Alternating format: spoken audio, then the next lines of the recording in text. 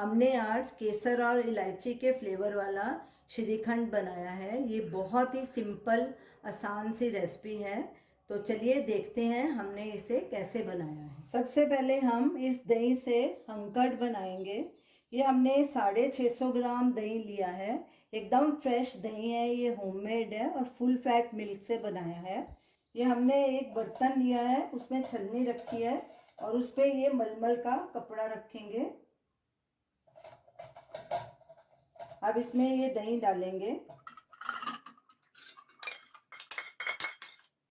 कपड़े के एंड्स को इकट्ठा करके इसका पानी निचोड़ लेंगे।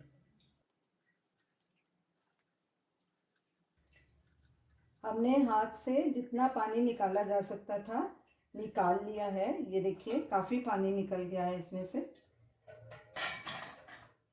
ये देखिए हमारा ये पतीला बड़ा है, इसलिए पानी इसी में ही रहने देंगे। अगर आपका छोटा पतीला है तो इस पानी को फेंक दीजिए, नहीं तो ये कपड़ा साथ में टच होएगा तो दही में पानी रहेगा।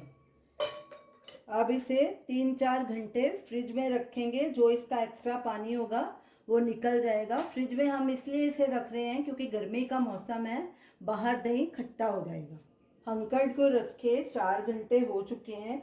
ये देखिए हंकट हमारा तैयार हो गया है। हमने इसे ज़्यादा देर नहीं बांध के रखा, नहीं तो ये ज़्यादा सूख जाएगा और इसे ब्लेंड करने में दिक्कत आएगी। ये देखिए कितना सॉफ्ट है और जो इसका पानी था एक्स्ट्रा वो भी निकल गया सारा। ये देखिए कुछ हमने निचोड़ के निकाल दिया था और जो बाकी निकल गया। अब इसे एक बोल में ट्रांसफ़र करेंगे। अब इसमें बाकी की चीज़ें भी डाल देंगे। ये इलायची पाउडर है 1/2 टीस्पून। हमने 1 टेबलस्पून वार्म मिल्क लिया था, उसमें 20-25 लच्छे केसर के डाले हैं। ये ड्राई फ्रूट है, 5 बादाम है, 5 काजू हैं और 5 पिस्ता हैं। उनको हमने पहले ड्राई रोस्ट करके ग्राइंड कर लिया था। ये डालेंगे बीच में। ये थोड़ा सा ड्राई फ्रूट हमने बचा लिया है, गार्निश इससे करेंगे।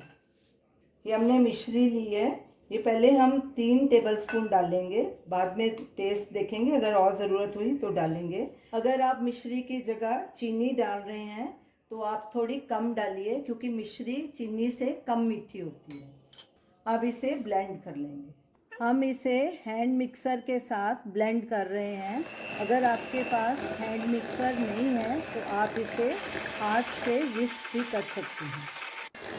इसे हमें तब तक ब्लेंड करना है जब तक हमारा श्रीखंड स्मूथ नहीं हो जाता। ब्लेंड करने के बाद हमने श्रीखंड को चख के देखा था, इस थोड़ा मीठा कम लग रहा था। हमने 1 टेबलस्पून मिश्री और ऐड की है इसमें। हमारा श्रीखंड तैयार है। ये देखिए इसकी ऐसी क्रीमी और थिक कंसिस्टेंसी होनी चाहिए, पतला नहीं ये होना चाहिए। अब इसे बोल में ट्रांसफ़र करेंगे। श्रीखंड को गार्निश करेंगे। ये ड्राई फ्रूट है जो हमने बचा के रखे थे और ऊपर थोड़े केसर के धागे लगाएंगे। अब इसे फ्रिज में 1 घंटे के लिए चिल्ड होने के लिए रखेंगे, फिर इसे सर्व करेंगे। हमने आज केसर और इलायची का श्रीखंड बनाया है। इसे आप ज़रूर ट्राई कीजिए। ये बहुत ही टेस्टी श्रीखंड बना है। हमें अपना फीडबैक दीजिए। हमारे वीडियो को लाइक कीजिए, शेयर कीजिए, हमारे चैनल को सब्सक्राइब कीजिए। Thanks for watching.